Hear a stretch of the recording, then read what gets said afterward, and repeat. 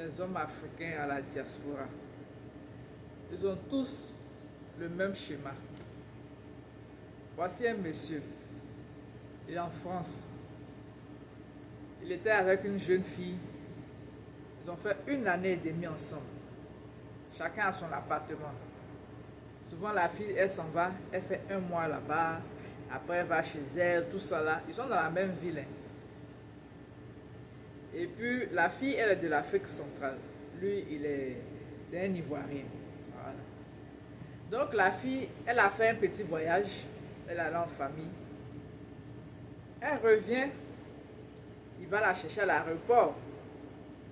Donc, elle arrive, elle veut aller chez lui. Elle dit, bon, on va aller chez toi d'abord. Et puis après, maintenant, bon, après, je vais me reposer un peu, puis je vais rentrer chez moi. Il dit, non, elle n'a qu'à aller directement chez elle. Elle dit, mais comment ça? Il y a quel problème? Le gars dit, non, elle n'a qu'à aller chez elle. Ces derniers discours, ils ont discuté jusqu'à... Elle a trouvé ça louche là. Donc, elle a fait comme si elle partait chez elle. Puis elle n'est pas partie, hein. Elle est revenue. Quand elle est revenue, c'est comme si elle attendait des voix dans l'appartement. Donc, elle a pris son téléphone, elle a appelé le monsieur. Comme elle insistait, le monsieur a dit, bon, il va décrocher. Et puis elle a attendu, non, attends, je vais prendre l'appel, sinon la personne ne va pas arrêter. Donc, elle a décroché. Elle lui a dit que faut sortir. Lui-même, il est sorti. Il est sorti pour passer une conversation. Il faut qu'il se brille pour parler. Il est sorti. Quand elle est sortie là, il est tombé sur elle en même temps. Il dit, ah, mais tu fais quoi là, tu fais quoi là? Donc elle a poussé. Elle est rentrée dans la maison. Quand elle est rentrée, elle voit une femme. Elle a 2 enfants. Elle demande à la femme là, mais c'est qui? La femme l'a dit, mais je suis sa soeur, je suis son épouse. Elle demande au monsieur. Il dit, ouais, que c'est sa femme et tout ça. Elle dit, aïe, depuis quand? Donc elle dit à la femme que, aïe, mais moi je suis avec lui, tout ça. La femme l'a dit que, aïe, tu es avec lui comment? Moi je suis sa femme, hein. Donc là, vos histoires là, débrouillez-vous. Donc, elle est partie à la maison. Elle était toute dessus là. Elle ne comprend rien.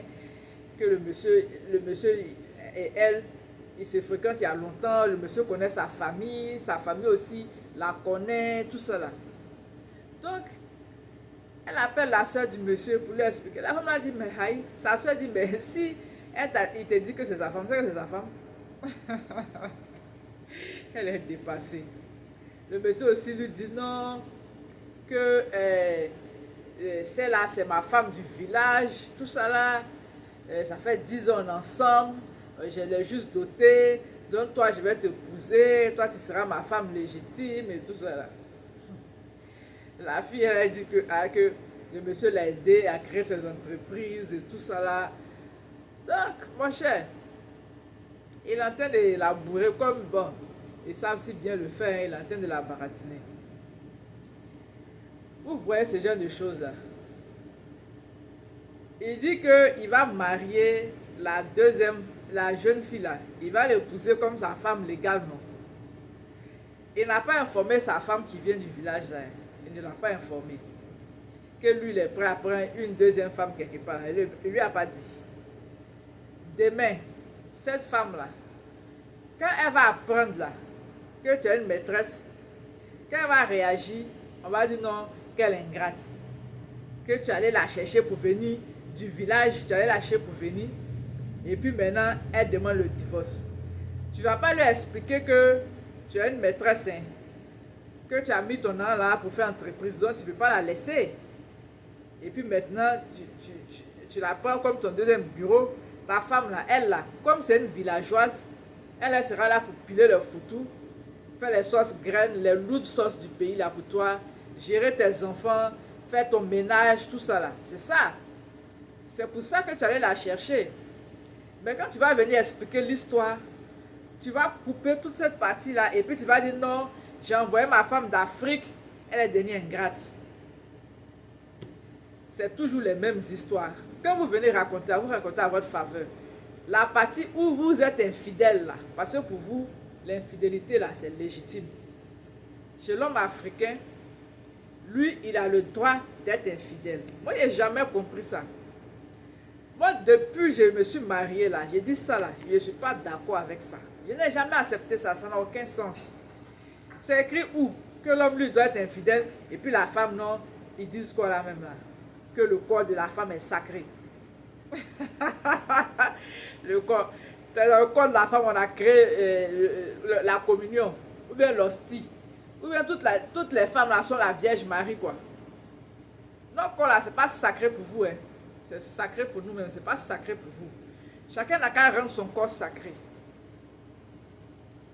Donc voilà un gars comme ça, un menteur fin, en train de manipuler les deux femmes. Maintenant, comme les femmes africaines, elles aiment le mensonge de leur mari. Oui, il dit à l'autre, non, toi, tu es marié légalement.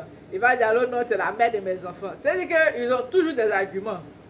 C'est la mère des enfants qu'on envoyait du bled là. Elle est là pour...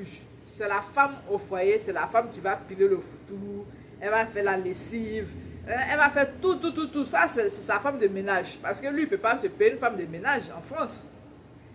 Maintenant, la jeune fille là, qui a été baratinée, il a fait entreprise pour elle. Quand c'est leur maîtresse là, ils font entreprise. Ils investissent dans l'entreprise. Mais quand ce sont les femmes là, ils n'ont pas l'argent pour investir dans l'entreprise. Elle dit que la femme, elle, ta femme qui est à la maison là, elle ne doit pas être indépendante. Elle là, on ne doit pas faire projet pour elle. Ça, c'est la méchanceté. C'est la méchanceté. C'est qu'on dit que les hommes africains sont méchants là, c'est ça. C'est pas tous les hommes, hein, mais la majorité des hommes africains, ils sont très méchants avec leurs femmes. C'est pour ça que vous allez voir que quand un homme africain vient expliquer son problème là, personne ne s'occupe de lui. Parce que dans l'histoire là, les femmes mariées ont été tout le temps maltraitées par leur mari. C'est ce qu'on a toujours vu, surtout les femmes qui n'ont rien. Celles qui ont compris là, qui avaient leurs moyens là, elles étaient respectées. Mais celles qui n'avaient rien, façon on les piétine, façon on les bafoue. Elles sont à la maison comme ça, là, et leurs enfants.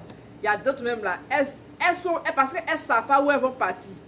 Et puis les maîtresses là aussi, elles sont tellement mauvaises. Elle est obligée de rester parce que si elle s'en va là, on chasse les enfants. Vous voyez les enfants de la rue là, non, qui sont nombreux là-bas là. Ils ont des parents, hein. Mais souvent là, c'est la nouvelle femme là qui a chassé l'enfant. Tu vas voir des hommes, ils ont les moyens. Mais dès qu'ils sont mariés, que les sorcières de Kiza là sont chez les marabouts pour aller chercher les faux médicaments là, veulent mettre dans leur nourriture là, ils commencent à oublier leurs enfants. Maintenant à la vieillesse, ils vont venir dire non, j'ai fait 10 enfants, j'ai fait 100 enfants. Tu as fait tout ça là, tu t'es occupé de qui? Tu t'es occupé de qui parmi les enfants là? Tu as méprisé les mères, les enfants ont vu. Souvent Dieu a pitié d'eux. Tu vas voir que c'est un oncle. Moi je connais une fille là. C'était la première fille de son père. Mais qu'est-ce que sa belle-mère ne lui a pas montré? Elle a maltraité la fille là jusqu'à... Ce sont le côté chose de sa mère là. C'est eux qui ont récupéré la fille. Et puis ils ont construit la fille. La fille est devenue une grande mère. Aujourd'hui là, dans la famille là, tout le monde, on peut rien faire sans elle. Un peu de trucs, oh, on l'attend. Un peu de trucs, on l'attend. C'est maintenant qu'il se souvient qu'elle est une fille. Même sa belle-mère sorcière, elle se souvient d'elle. Mais tout ça, là, qui est responsable? Ce sont les hommes. Qui est responsable? Les femmes n'ont plus pitié de vous. Et puis elles ont raison de ne même pas avoir pitié de vous. Vous allez souffrir si vous vous comportez mal. Si vous voyez un mariage qui dure, c'est que l'homme là, il respecte sa femme. C'est qu'il aime sa femme, il la chérit. Tous les mariages qui ont duré là, c'est que l'homme a de la considération pour sa femme.